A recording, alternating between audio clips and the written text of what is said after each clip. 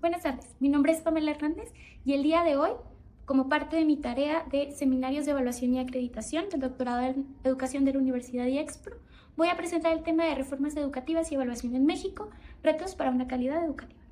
El objetivo del análisis es explicar el desarrollo del sistema educativo nacional y las reformas educativas en México. Para ello, se analizarán conceptos, normas, procesos históricos y modelos de evaluación en México, con el propósito de reflexionar críticamente sobre sus alcances, limitaciones y efectos en la calidad y equidad educativa. Anaya Torres, 2019, cuestiona si el concepto de calidad educativa es un concepto neutral, ya que surge dentro de reformas educativas que están influenciadas por el modelo neoliberal. Estas reformas introducen principios como evaluación, eficiencia, competencia y productividad. Esto tiene consecuencias. El discurso de calidad educativa ha servido para introducir estas reformas orientadas en la competitividad, en un modelo basado en la productividad. Por lo tanto, han modificado incluso las condiciones laborales de los docentes para que el gobierno, la institución, tenga un mayor control, generando inestabilidad. Para comprender las reformas educativas en América Latina, es importante reconocer el papel que han tenido diversos organismos internacionales en la definición de dichas políticas educativas. Instituciones como el Banco Mundial, la CEPAL, en conjunto con la UNESCO, el Banco Interamericano de Desarrollo, la OCDE, han influido significativamente en la manera en que los países rediseñan y estructuran sus sistemas educativos. Por ejemplo, el Banco Mundial promueve que la educación vea a la educación como una inversión en el capital humano y que se impulsen evaluaciones basadas en competitividad. Esto fomenta la privatización y la descentralización en el sector educativo de América Latina. La calidad educativa es definida por la CEPAL y la UNESCO como eficacia y eficiencia, con el docente como figura central.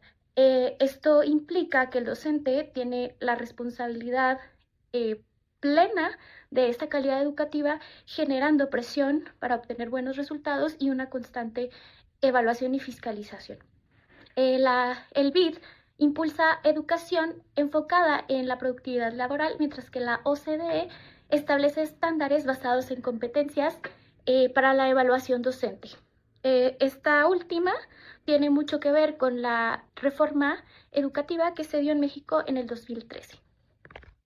Esto genera consecuencias. El docente se convierte en el responsable directo de la calidad educativa. Esto provoca que se introduzcan políticas relacionadas con evaluación docente, incentivos por desempeño, se ejerce un gran control administrativo y se establecen contratos diversos que provocan inestabilidad para los trabajadores. Por lo tanto, pues el docente siente presión, siente inestabilidad laboral y siente que se le está fiscalizando o controlando su trabajo. Como consecuencia, esto lleva a una precarización laboral docente. ¿Qué es esto? Bueno, pues son precisamente estos métodos de control que provocan una incertidumbre laboral constante. Hay un control muy limitado sobre las decisiones laborales y esto afecta a la enseñanza, ya que el docente pues no se siente cómodo ni seguro en su trabajo, además de los bajos salarios que obviamente impactan en la calidad de vida del maestro, y hay una escasa protección social para el docente. Un claro ejemplo que podemos abordar es la reforma del 2013 en México. Esta reforma introdujo las evaluaciones docentes para el ingreso, para la promoción, el reconocimiento y la permanencia en el servicio docente. Generó un caos en los maestros en donde existía miedo y existía mucho estrés, ya que podían perder su plaza con base en estas evaluaciones de desempeño que no eran claras, ¿no? Y ni siquiera definían ni qué iban a medir, ni cómo lo iban a medir y por lo tanto, pues generó una gran desestructura en el sistema educativo, especialmente en cuanto a docentes. Las reformas educativas tienen también un impacto en la desigualdad. En ámbitos de desigualdad educativa, a pesar de las múltiples reformas que han existido en México, todavía no logramos tener una educación para todos o una educación equitativa. Fernando Reimers, él sostiene que a pesar de que durante estas 3 décadas se han implementado estas reformas y aunque se ha mejorado el acceso a la educación, aún no se logra eliminar por completo la desigualdad educativa Y esto se debe principalmente a que existe una incongruencia o una distancia entre estas políticas públicas diseñadas y la implementación real que se da de las mismas. El autor Fernando Reiners plantea que para que una reforma educativa verdaderamente tenga impacto, no basta con cambiar las políticas o que estas sean buenas políticas, sino que realmente deban cumplirse ciertas condiciones para que estas políticas puedan implementarse con éxito. La primera que él menciona es la complementariedad de políticas. ¿Qué es esto? Que las reformas educativas deben combinar políticas que transformen todo el sistema educativo, no solo cambios curriculares, sino que impliquen políticas focalizadas a grupos vulnerables, en situación de vulnerabilidad, que abarque becas, que abarquen programas de apoyo, que contemplen formación docente, etc. La segunda condición que él propone es esta alineación institucional. Esto quiere decir que exista una coordinación entre los distintos niveles del sistema educativo. Recordemos que hay gobiernos federales, hay gobiernos estatales, incluso hay instituciones privadas, pero todas ellas deben trabajar bajo la misma línea o bajo los mismos preceptos. Cuando esto no funciona, muchas de las reformas no logran implementarse con éxito. Y finalmente, la tercera condición que él menciona es la capacidad institucional.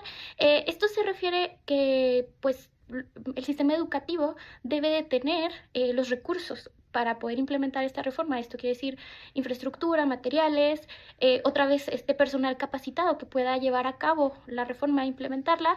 Y si no existen estas condiciones, pues estas reformas se quedan en el papel o en la teoría, ¿no? Y no se llevan a la práctica.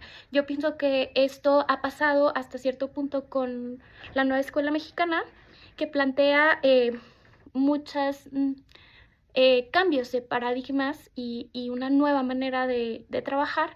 Sin embargo, muchos docentes ya en sus aulas les ha sido muy difícil implementar esta reforma, no se sienten capacitados, no han logrado comprender el enfoque de la misma y por lo tanto pues se resisten a verdaderamente ponerla en práctica. A continuación se anexa una breve línea del tiempo con algunas de las reformas educativas por las que ha pasado nuestro país. Empezamos con 1993, en donde se habla de habilidades y conocimientos por primera vez.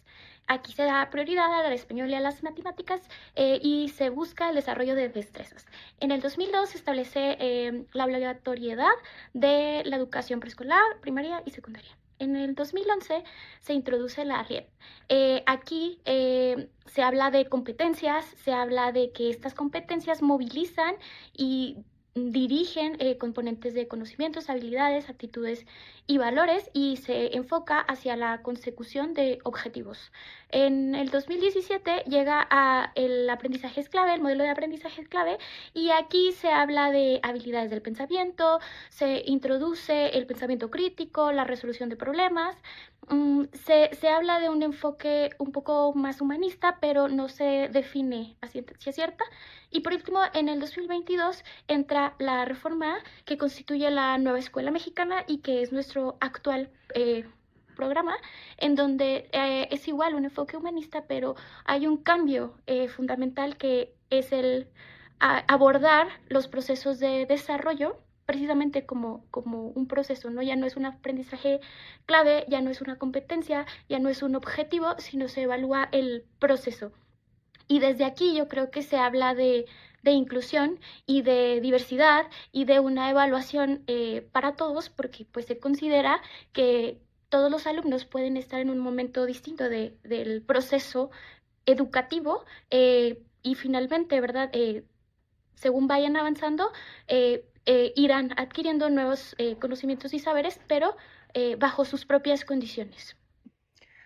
A manera de conclusión, me gustaría relacionar las lecturas que revisamos con la nueva escuela mexicana, donde yo considero que la nueva escuela mexicana es una respuesta a estas críticas que planteaba Anaya Torres en 2019, y ya que propone un enfoque distinto desde el hecho de que el enfoque es humanista y ya no estamos hablando del enfoque neoliberal o basado en el mercado, en crear un ciudadano trabajador, ¿no? Que pueda integrarse al mercado laboral, sino que se promueve el pensamiento crítico, se promueven los procesos de desarrollo y aprendizaje. Este enfoque humanista habla de proyectos comunitarios, habla de alumnos involucrados en su comunidad, pone la comunidad al centro, es una educación comunitaria. Eh, Me gusta mucho que en este modelo se incluya la inclusión como un eje central, ¿no? Y algo que debe guiar la educación. Y si hablamos desde inclusión, hablamos, por ejemplo, de DUA, Diseño Universal para el Aprendizaje y la Participación, y si hablamos de DUA, hablamos de educación para todos. Y si hablamos de educación para todos, hablamos de justicia social, hablamos de que todos los niños tienen oportunidades para aprender, para participar, para permanecer, para acceder, para ser evaluados de acuerdo a sus diversas necesidades. Entonces, yo creo que por lo menos en la teoría esta nueva reforma responde mucho a estas carencias que se venían observando y a estas desigualdades que ambos autores plantean. Eh, Creo que esta distancia que toma este nuevo enfoque de una educación económica habla mucho de esta formación humana que es muy necesaria para el país que hoy en día tenemos. Y definitivamente se rompen paradigmas y el cambio implica resistencia, y considero que aquí entra esta otra parte que hablábamos anteriormente, donde creo que es donde está fallando esta reforma, y que es en la implementación, en donde hay una gran resistencia docente y social a este cambio de paradigma, y como consecuencia se nos está quedando la reforma en la teoría y se nos está escapando la implementación.